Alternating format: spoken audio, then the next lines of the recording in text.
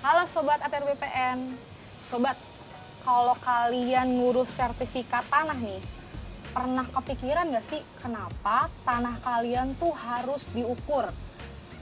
Kenapa ya nggak cukup dengan pasang patok aja di rumah sebagai penanda batas tanah kalian? Kalian pasti bertanya-tanya dong. Nah, kali ini saya lagi sama beberapa orang yang emang ahli di bidangnya dalam pengukuran tanah. Saya lagi bersama dengan Mas Alfa dan Mas Gali. Tepuk tangan semuanya. Halo, Mas. Halo. Oke, Mas. Ada beberapa pertanyaan dari masyarakat ya, Mas. Terkait dengan pengukuran tanah nih, Mas. Kenapa sih emang tanah tuh harus diukur? Ada yang bisa jelasin? Oke, mungkin kenapa tanah harus diukur ya? Karena sebenarnya pengukuran tanah ini adalah salah satu tahapan yang kita lalui untuk mendapatkan sertifikat. Jadi sebelum dapat sertifikat itu tanah kita harus diukur supaya tahu posisinya di mana, bentuknya seperti apa, lalu luasnya seperti apa. Nah, ini memang pengukuran tanah ini adalah salah satu tahapan untuk pembuatan sertifikat tadi sebenarnya.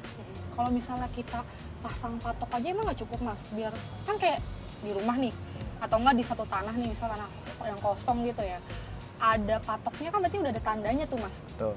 Itu nggak cukup? Nggak cukup, karena patok itu kan tanda di lapangan ya. Jadi sebagai penanda ya, Mas? Iya, sebagai penanda di lapangan. Jadi kita harus tahu juga dari patok di lapangan itu seperti apa dia posisi koordinatnya di dalam peta. Untuk kita dapat bentuk model dua dimensinya untuk nanti membuat gambar ukur, membuat peta bidang tanah. Nah, itu posisi patok di lapangan itu perlu kita ukur tuh step-stepnya. Ada ketentuannya gitu nggak, Mas? Kalau misalnya kita memasang patok tuh, patoknya harus kayak gimana tuh, Mas? Ada. Ada ketentuannya yang tentunya itu ada standar yang memang dari BPN juga ya. Biasanya itu ada patok berupa beton. Kadang-kadang masyarakat juga asal patok tuh bambu asal dipatok, nah itu nggak boleh itu. Oh, kalau bambu tuh nggak boleh? Sebetulnya boleh, hanya dia lebih bagus patok yang memang betul-betul patok. Contoh misalkan ada pipa dikasih semen itu lebih bagus. Karena kalau patok kayu atau ini kan sebetulnya bisa Kalau rusak yang ya. nggak permanen tuh gampang rusak, gampang dicabut. Apalagi untuk jangka waktu yang lama ya. Ya, sebenarnya kalau patok itu kan batas ya di lapangan ya. Tapi sebenarnya esensi dari patok itu sendiri adalah kontradiktur delimitasi. Jadi artinya persetujuan antara tetangga-tetangga bersebelahan kan. Jadi sebelum dipasang patok itu pastikan sama tetangga-tetangga bersebelahan itu sudah setuju bahwa batasnya di situ. Lalu posisinya benar di situ sehingga nanti ketika dilakukan pengukuran tidak ada lagi sengketa batas tuh waktu di lapangan, karena takutnya kalau di ukuran dari pasang patok ternyata masih ada sengketa batas, kurang ke kiri, kurang ke kanan, nah itu bisa menghambat pada saat pengukurannya. Kalau menurut saya sih secara filosofi ya patok itu adalah bentuk persetujuan batas di lapangan ya. Jadi tadi kalau dibilang patok itu bergeser ketika tetangga berbatasan terus pemilik bidang tanah itu udah setuju, harusnya patok itu tidak bergeser. Karena kalau bergeser berarti kan belum setuju nih kan. Setuju-setujunya cuma setuju-setujuan ya, bukan setuju beneran. Jadi kalau ketika itu sudah setuju di lapangan, patok itu harusnya tidak akan bergeser dan tidak akan berpindah. Nah, saya ada beberapa case, nggak banyak sih, tapi patok itu berpindah dan ternyata setelah ditelusuri memang mereka belum setuju nih. Jadi memang menurut saya secara filosofis tuh patok tuh ya itu bentuk persetujuan di lapangan. Ketika itu tetap patoknya di situ, mau 100 tahun ke depan nggak bergeser, berarti ya memang di situ batasnya. Nah, berarti patok itu adalah salah satu kewajiban dari si pemilik tanah itu ya. Betul Kalau sekali. tanah nggak dipatok ya Kan- takutnya dicaplok sama orang. Terus itu kan sebagai tanda batas juga Iya, antara betul. bidang tanah. Misal saya punya tanah nih, Mbak punya tanah kan, kalau nggak ada patoknya Iya, jadi bisa repot kan. main aku serobot Nah, aja. itu bahaya kan. Bahaya. Sama kayak Masnya mungkin punya istri atau punya pacar kalau Iya. punya pacar ya kalau Istri. nggak istri. Oh, Iya, punya istri. punya pacar kalau nggak langsung dinikahin Nah. dipatok orang. Betul. Kenapa sih kita tuh perlu banget peta bidang tanah? Kan kita tahu ada peta bidang tanah keluaran zaman-zaman terdahulu sama zaman-zaman sekarang tuh, Mas. Nah, gimana progres pelaksanaan peta bidang tanah nih, Mas? Ya, jadi sebenarnya peta bidang tanah tuh sebenarnya ya peta ya. Maksudnya dalam artian adalah representasi dari bentuk bumi dalam sebuah gambar 2 dimensi ataupun nanti 3 dimensi berupa model ya. Jadi bagaimana sih tadi kita kan udah pasang patok ya di lapangan. Nah, bagaimana kita menggambarkan patok-patok yang sudah dipasang di lapangan itu ke dalam suatu bentuk sehingga nanti setiap orang yang melihat tuh bisa tahu oh ternyata posisinya di situ kan.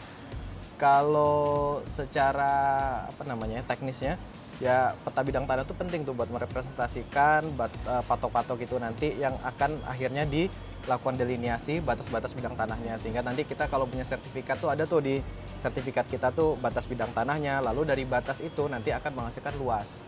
Karena kan sertifikat selama ini kan kita berapa luasnya. Nah, jadi sebenarnya itu secara hierarki itu seperti itu. Jadi patok di lapangan itu lalu digambarkan di dalam gambar ukur, lalu antar patok itu kita bikin garis, sehingga dari garis itu akan membentuk sebuah bidang yang akan bisa kita hitung luasnya. Mungkin seperti itu ya. Jadi secara hierarkis kenapa pentingnya peta bidang. Nanti peta bidang itu sendiri adalah salah satu komponen yang perlu kita bawa ataupun kita miliki sebelum kita nanti memohon sertifikat nanti. Peta bidang tanah itu bukan merupakan tanda bukti hak hanya. Jadi peta bidang tanah itu digunakan sebagai acuan untuk penerbitan sertifikat nanti. Ya, untuk jadi pengumuman. Untuk pengumuman. Jadi peta bidang tanah itu kan diperoleh dari data hasil pengukuran yang dimana prosesnya itu kan kita pengukuran di lapangan, nanti data hasil pengukuran itu dituangkan dalam gambar ukur, yang kemudian gambar ukur itu adalah terbitlah peta bidang itu sendiri. Nah, peta bidang itu sendiri itu adalah yang nantinya digunakan untuk menjadi dasar dari penerbitan sertifikat. Gitu, Mbak.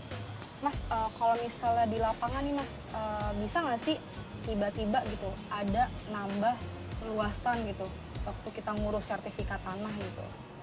Jadi misalnya ini terkait itu tadi ya, pertanyaan yang dari zaman dulu sampai zaman sekarang. Ketika zaman dulu kita punya bidang tanah, mungkin kita mengukurnya masih dengan metode yang tersedia di zaman dulu gitu. Misalnya pita ukur ataupun teodolit. Nah, di sekarang karena perkembangan zaman, kayak misalnya HP kita pun juga semakin canggih kan. Nah, tentu teknologi pemetaan juga semakin canggih, sehingga dimungkinkan adanya perbedaan luas karena memang ya zaman dulu dengan metode yang ada di zaman dulu. Misalnya luasnya 10, ternyata ketika kita ukur dengan yang lebih teliti sekarang mungkin luasnya 8 atau bisa jadi 11. Nah, sebenarnya itu dimungkinkan karena secara metode dan alat ukur juga yang kita gunakan berbeda. Jadi sebetulnya kan nambah luas itu ada dua penjelasan ya. Yang pertama, apabila dia alasatnya dia masih girik, lettersi atau jual beli, nah itu masih kita bisa klarifikasi karena kan luasnya belum tertuang di dalam sertifikat. Namun apakah tanah yang sudah bersertifikat bisa berubah lagi luasnya? Nah, itu kan perlu ditinjau ulang kembali, Mbak. Jadi misal kayak kita mau beli tanah nih, saya mau beli tanah dengan Mas Gali. Nah, tapi dasarnya belum sertifikat, dia masih berupa girik. Nah, namanya orang dulu kan dia beli tanah kan asal sebut aja kan. Saya punya tanah 100 meter. Nah, dibuatkanlah itu di dalam surat jual beli 100, tapi pada saat kita proses pengukuran, surveyor datang dan petugas ukur datang, ternyata hasilnya bisa lebih. Nah, itu nanti biasanya kita buatkan berita acara. Jadi gitu ya guys ya, jadi nggak tiba-tiba berkurang atau nggak tiba-tiba bertambah, tapi kita mengukur berdasarkan prosedur yang berlaku. Betul. Nah, kalau boleh tahu nih Mas, kalau tadi kan Mas bilang dulu kita pakai pakai apa? Pita ukur. Terus teodolit. Nah, pengen tahu nih Mas, kan zaman makin berkembang ya Mas ya, semakin canggih nih.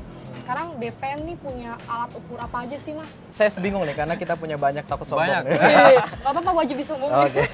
Jadi ya itu tadi ya, jadi walaupun tadi saya bilang pita ukur, terus teodolit itu alat lama, tapi bukan berarti sekarang nggak dipakai. Jadi kita tetap ada pita ukur, tetap ada teodolit, total station, lalu untuk terestris, terus yang ekstraterestrialnya kita punya receiver GNSS geodetik, itu yang bisa ukur batas bidang tanah sampai ketelitian milimeter ya. Jadi penggaris kita tuh aja kan senti ya, ini bisa sampai milimeter, itu GNSS geodetik. Lalu untuk yang lain lagi kita punya UAV namanya, Unmanned Aerial Vehicle. Jadi itu yang bisa mengukur secara fotogrametris, jadi dari foto udara, lalu nanti kita lakukan koreksi, biasanya kita gunakan untuk peta kerja ataupun peta acuan. Nah, itu UAV. Terus juga kita menggunakan citra satelit resolusi tinggi nih. Citra satelit resolusi tinggi ini wahananya ya di satelit, lalu dia punya sensor yang bisa memotret keadaan bumi sekarang. Oke Mas, kalau misalnya terkait sama luas tanah Mas, itu cara ngukurnya tuh gimana sih Mas? Waktu kita SD atau SMP belajar kan kalau persegi panjang tuh luasnya panjang kali lebar gitu. Nah, ini sebenarnya konsepnya sama, jadi pakai hitungan matematis tuh. Tapi karena bentuk bidang tanah kita tuh nggak persegi panjang persis, jadi bentuk hitungan matematisnya tuh ada sedemikian rupa dengan software, sehingga harapannya nanti akan lebih teliti, bukan harapannya, tapi bisa dipastikan ya lebih teliti lah daripada kita. Ini kan rawan kesalahan manusia. Berarti masyarakat udah nggak perlu khawatir Nggak perlu dan khawatir. takut lagi ya semuanya. Nggak perlu was-was beli tanah kurang lah. Iya, nggak perlu was-was nih. Kalau udah diukur ya. Udah diukur. Kalau belum diukur masih was-was Ya, bisa. kalau masih belum diukur Berarti kita nggak kalau tahu nih. kalau kita kedatangan petugas ukur jangan was-was teman-teman. Ya. Karena sebenarnya teman-teman yang di lapangan ini yang justru menyelamatkan aset kita Ya, kan, Ya, tanah kita kan. kita yang ngecek lah istilahnya kan Iya, batas-batas ngecek. bidang. Kalau misalnya Mas melakukan kegiatan pengukuran Mas, apa aja sih Mas yang perlu ada ketika saat itu Mas? Pada saat pelaksanaan pengukuran itu yang pertama harus ada pemilik tanah tersebut atau yang dikuasakan. Itu yang pertama. Kemudian kayak administrasi berupa dokumen surat pernyataan pemasangan tanda batas itu harus ada, dan dokumen-dokumen alasan secara fisiknya itu harus ada juga. Kemudian tetangga batas disaksikan saksi-saksi juga itu lebih untuk Tetangga batas tuh minimal berapa tuh Mas? Sekeliling. sekelilingnya, Sekeliling sekitar utara, rumah selatan, ya. barat, timurnya. Diupayakan hadir, tapi kalaupun tidak nanti kan ada surat pernyataan tanda batas dan persetujuan tetangga perbatasan itu mungkin Sudah cukup.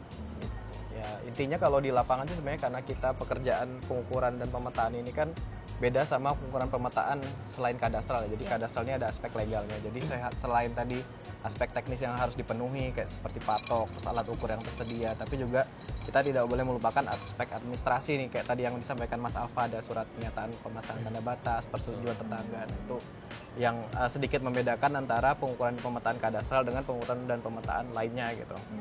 Mas, kalau misalnya dilihat kan kalau Mas Alfa ini kan surveyor berlisensi ya. Ya, Betul. Kalau betul. Mas Dali ini surveyor Pemetaan. pemetaan. Bedanya apa sih Mas?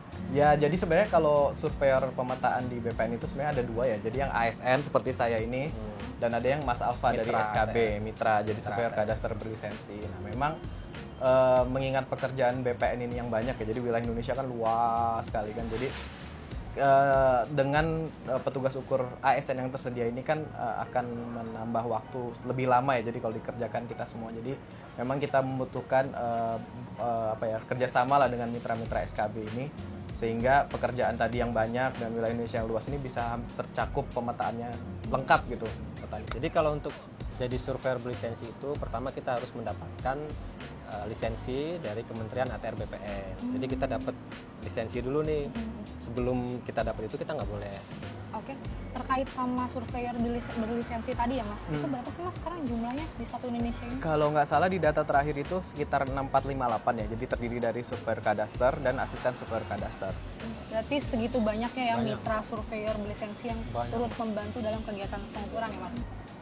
Untuk dukanya mungkin kan karena jadi surveyor berlisensi itu sangat beresiko. Oh, begitu? Iya benar. Petugas ukur surveyor berlisensi itu sangat beresiko. Ini jarang kedengeran sama masyarakat ya Mas Nah, ya? Karena itu. kan kita Jadi- ada salah satu program namanya PTSL nih guys. Jadi Nah. PTSL pendaftaran tanah sistematis lengkap, di mana pemerintah itu mendaftarkan bidang tanah, seluruh bidang tanah di Indonesia secara massal dan gratis ya Mas. Betul. Nah, itu tambah pekerjaan buat teman-teman petugas Betul, ukur dan betul. surveyor. Nah, Tapi dukanya juga tuh kan ini ya, wilayah Indonesia tuh kan luas ya, jadi nggak semuanya tuh gedung kayak gini yang bisa dipijaki. Nah, saya pernah juga ngukur, bukan pernah ya, sering ngukur juga di hutan, di rawa yang rawa. susah, dan mungkin saya pernah 2 kali ketemu binatang buas, Oh, gila. ya, Apa tuh, Mas?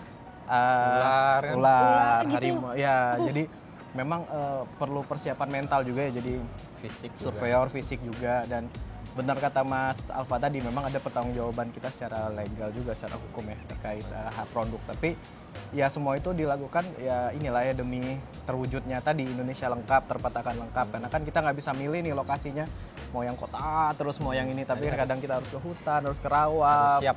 Mental harus siap baja ya, untuk- iya. nggak bisa minyi-minyi ya Mas. Gitu. Mas, ini tuh ada pertanyaan terkait dengan survei kadastral. Itu tuh sebenarnya apa sih Mas? Soalnya awam banget sih sebenarnya survei kadastral tuh apa? Survei kadastral sebenarnya ini ya, pekerjaan pengukuran pemetaan untuk tujuan kadastral ya. Jadi kadastral itu sendiri kan dari katanya kan kadastral, secara kadaster. Nah, kadaster itu sendiri tuh untuk penggunaan pendaftaran tanah. Jadi survei kadastral itu sebenarnya adalah proses pengukuran pemetaan bidang tanah yang bertujuan untuk pendaftaran tanah nantinya. Nah, yang membedakan sebenarnya survei kadastral ini dengan survei lain, kan kita juga ada tuh pengukuran pemetaan, misalnya rupa bumi atau pengukuran pemetaan Topografi. topografi. Nah, ini adalah perbedaannya adalah ada aspek legal selain aspek teknisnya. Jadi legal itu adalah terkait dengan kepemilikan tanah, terus objeknya itu sendiri adalah bidang tanah yang memiliki pemilik dan berbatasan dengan pihak lain, sehingga diperlukan selain teknis juga aspek administrasi yang penting di sini dalam prosesnya itu. Kalau proses dari awal sampai akhir sih sebenarnya survei kadastral itu mulai dari persiapan tadi, misalnya penyiapan administrasi, alat, terus peta kerja, lalu penyiapan alat itu ya kita menyiapkan alat ukur, dikalibrasi, terus habis itu di lapangan kita melakukan pengukuran titik perapatan, titik kontrol, lalu kita pengukuran hasilnya nanti adalah gambar ukur yang diolah. Setelah gambar ukur lalu kita lakukan pemetaannya pun di peta pendaftaran kita yang sekarang sudah online ya. Peta pendaftaran, terus setelah pemetaan, lalu dokumen-dokumen warkah kepemilikan itu nanti akan dilakukan pengarsipan. Jadi prosesnya kurang lebih seperti itu sih, ya melibatkan aspek teknis dan juga aspek legalnya. Itu lebih ke teknisnya ya teman-teman, terkait dengan survei kadastral ya. Ternyata sepenting itu ya Mas. Karena kalau nggak ada kegiatan pengukuran ya nggak ada sertifikat tanah. Iya nggak sih Mas? Nah kalau terkait kita punya kan yang namanya Bumi ATR BPN tuh, dimana kita bisa melihat peruntukan tanah ini untuk apa, ini apa gitu. Itu ada kontribusi dari teman-teman petugas ukur apa nggak? Iya, jadi kalau Bumi itu kan sebenarnya peta yang di sana kan hasil dari teman-teman petugas ukurin yang di lapangan kan. Ketika setelah diukur, dipetakan, lalu diupload di peta pendaftaran yang bisa dilihat online sekarang melalui Bumi. Bisa akses ya. Semua bisa akses. Jadi fungsi kontrolnya pun selain kita ada beberapa QC juga, setelah keluar masyarakat pun bisa langsung melihat produk kita, sehingga nanti ketika ada ketidaksesuaian ataupun keberatan bisa langsung menyampaikan kepada kita. Nah, jadi teman-teman tuh masyarakat bisa mengontrol pekerjaan dari kita juga ya Mas ya, dari Bumi ATR BPN gitu. Nah, Untuk ngecek sih. ya untuk ngecek peruntukannya ya Mas ya. Tadi kita tuh udah ngobrol banyak sama Mas Alfa sama Mas Gali, terus jadi banyak banget tahu kan tentang patok tanah, tentang pengukuran tuh kayak gimana, prosesnya, suka dukanya ya Mas ya. Dan yang paling saya tangkap sih kayaknya ideal banget jadi petugas ukur ya, buat jadi mantu idaman ya Mas. Iya. Mungkin ada yang ingin disampaikan terakhir kepada masyarakat Mas, pesan-pesannya Mas? Mas Alfa dulu. Kalau saya sih sebagai pelaksana di lapangan, Sebagai mitra juga ya ya Mas ya? sebagai mitra ATR BPN juga, sebagai surveyor berlisensi juga, mengingatkan ke masyarakat untuk lebih peka terhadap pemasangan tanda batasnya. Terus apabila sudah bersertifikat tanahnya, tolong dipelihara tanahnya. Dalam arti dipelihara itu ya tanda batasnya dicek, jangan hanya punya tanah tapi dibiarkan. Ya. Nah itu hanya menimbulkan konflik nantinya. Oke, kalau dari Mas Gali? Kalau dari saya sih bener sih Mbak, jadi memang patok harus dijaga, terus ketika sudah nanti misalnya keluar sertifikat, mohon dikuasai secara efektif, karena banyak juga permasalahan timbul karena tidak dikuasai, tanah tidak diusahakan. Nah selain itu juga mohon pada masyarakat untuk mensukseskan kegiatan PTSL ataupun pengukuran bidang tanah, karena jangan takut, maksudnya pengukuran ini adalah nanti akan memberikan kepastian hukum nih buat masyarakat. Jadi kita harapkan bersama-sama lah kita menuju ke kepastian hukum pemilikan bidang tanah, lalu mengurangi sengketa dan nanti bisa mengurangi konflik bidang tanah juga. Intinya tetap jaga batas tanahmu dan ikut turut sukseskan gerakan pemasangan tanda batas atau gema patas. Oke, terima kasih banyak sharing-sharingnya Mas Gali dan Mas Alfa. Jadi teman-teman Sobat ATR BPN, sekian dari kami. Kurang lebihnya mohon maaf. See you di next video selanjutnya.